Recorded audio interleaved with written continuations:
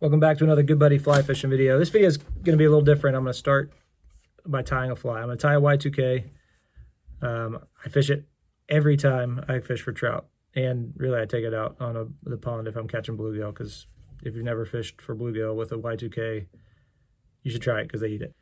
So I'm going to tie one. I'm going to tie a bunch actually, because I have like 3 left. And then I'm going to go to the Chattahoochee. I'm going to fish and try to catch one. But here's the thing. I'm going to try that very top fly rod.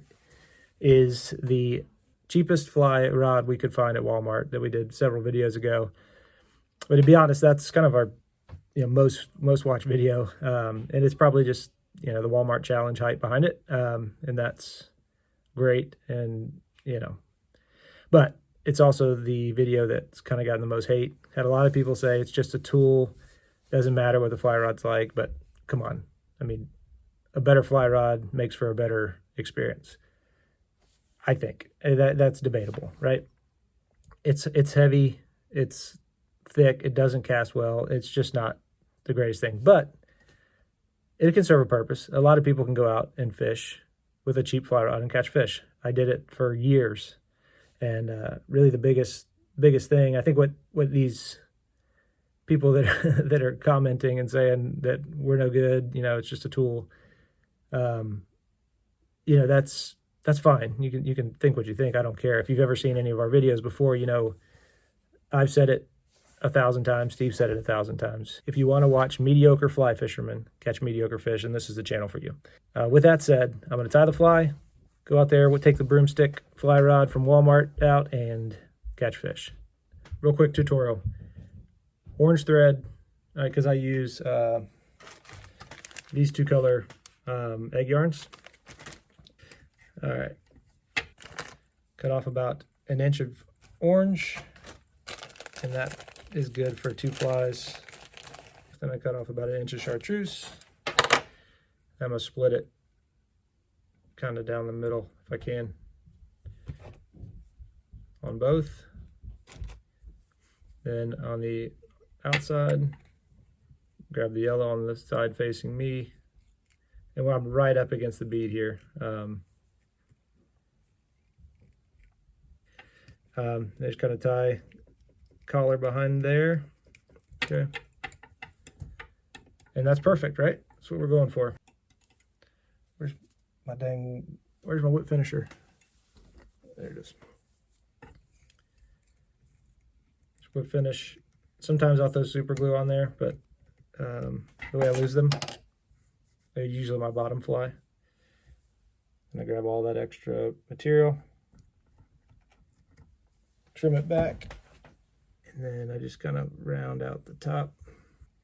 You can trim it up some more if you want. I do tie it on a scud hook, and that's that.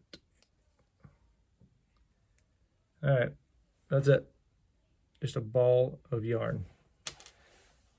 That's a fly. So I'm going to tie some more, and then we'll hit the road. All right, so here's the fly, and we are headed right there. We're on the river. It's a little high, not too bad, but out here with it's pretty dusty. I haven't fished with it since our last video with it, but got the Silver Stream 8-foot 5/6 weight, your choice. I did do some modifications. I made it right-handed. Drag still works fine. It's a perfectly balanced fly rod. So yeah, it's not too bad. It's fishable. I've complained about this rod a lot in the last video, and now I'm going to try to catch fish. I don't ever fish an 8-foot rod, and I don't know how to cast this one. Falling water can be really good. It's a little bit too close to me, but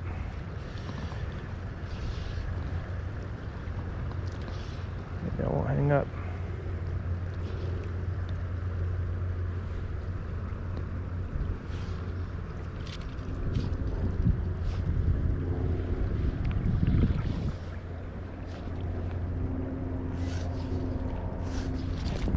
Oh gosh, that is a fish. All right, there we go. Sorry, I don't think I should have caught that fish even with, even if I had an expensive fly rod. All right. Y2K. Wow, it's an interesting looking rainbow. Look at this fish. Doesn't really have many spots. You can still see the par marks a little bit. It's pretty cool. Pretty clean fish. You're tiny. You're tiny. Gosh. Finally got a dang fish.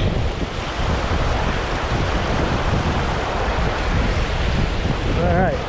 Man, these are like almost look very native. I mean, what's going on? Pretty good fish. Pretty good looking fish. Caught another one. Well, I hooked another one. Let's not speak too soon. Another rainbow. Oh. Could have been in that rod. Oh. Golly, what is going on? These fish are like abnormally pretty. I mean, sounds so stupid. They are always pretty fish. They look like not stocked fish, and I don't understand where they're coming from. Looks pretty good to me. Well, I'm right back where I started. That's where I put in, right there, and I'm about to get out. It's probably the warmest I've been since I got out here in the sun. So yeah, I mean, this is not a review of the fly rod again. I mean, I don't even know if you could call our last one a review. We just kind of made fun of it, and to be honest, I think it was $40 something. Is it worth it? Yeah.